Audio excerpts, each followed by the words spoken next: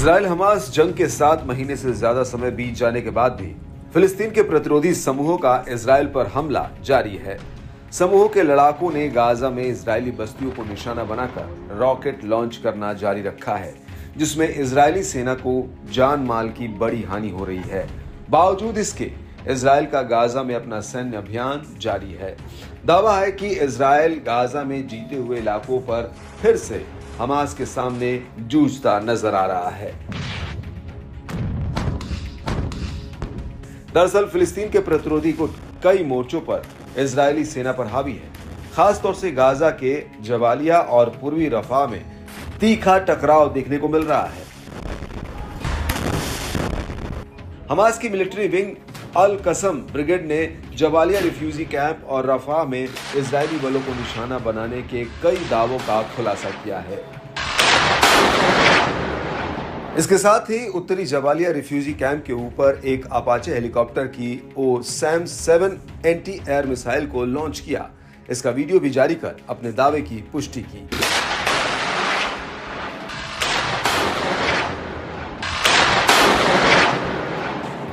शनिवार को एक बयान में रेजिस्टेंस ब्रिगेड ने दावा किया कि उन्होंने 15 इजरायली सैनिकों को मार गिराया है।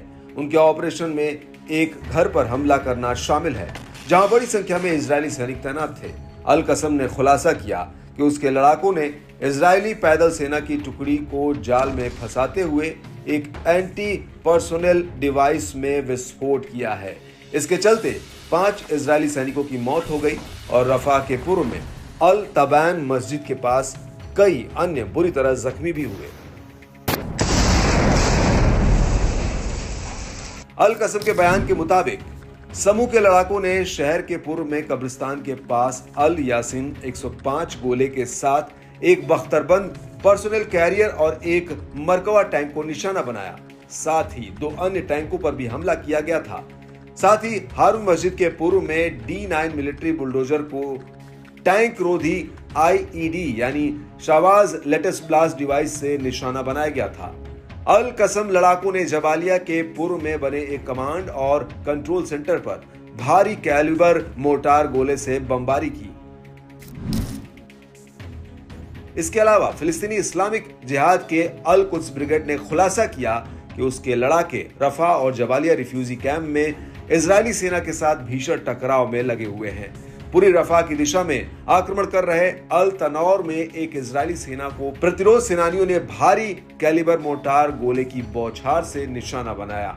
इस बीच प्रतिरोध समूह ने दावा किया कि जहां उसने गाजा के दक्षिण पूर्व में अल जायतौन में इजरायली सैनिकों और सैन्य वाहनों को निशाना बनाते हुए एक भारी माइनिंग इलाके में विस्फोट किया। ये इलाका वो है जहां इजराइल ने इस सप्ताह के शुरू में अपना ऑपरेशन खत्म करने का दावा किया था।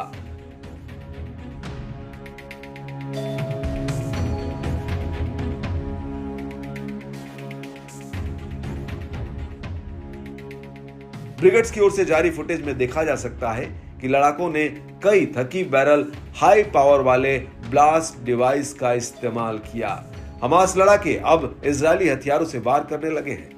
आपको बता दें कि ये वही बम है जिसे इजराइल की ओर से गाजा में बरसाया गया था, लेकिन किन्हीं कारणों से ये ब्लास्ट नहीं हो पाए थे, जिसका फायदा अब हमास लड़ाके उठा रहे हैं। या यूं कहे कि इजराइल को उनके ही हथियारों से उन्हें ही मारने की कोशिश में जुट गए हैं। वीडियो में देख सकते हैं कि प्रतिरोध के लड़ाके घात लगाकर चुनिंदा स्थानों पर विस्फोटकों को लगा रहे हैं।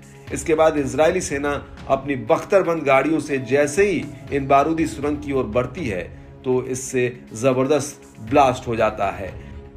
इससे सैन्य वाहनों और टैंकों के टुकड़े और मलबे दिखाई देते हैं।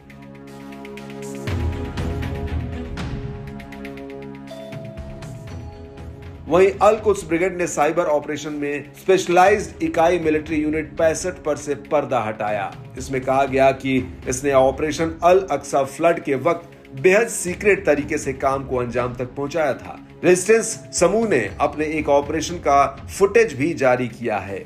वहीं अल कुद्स ब्रिगेड ने रॉकेट बैराज के साथ अश्कलोन और बियर अल साबे को निशाना बनाने की जिम्मेदारी ली।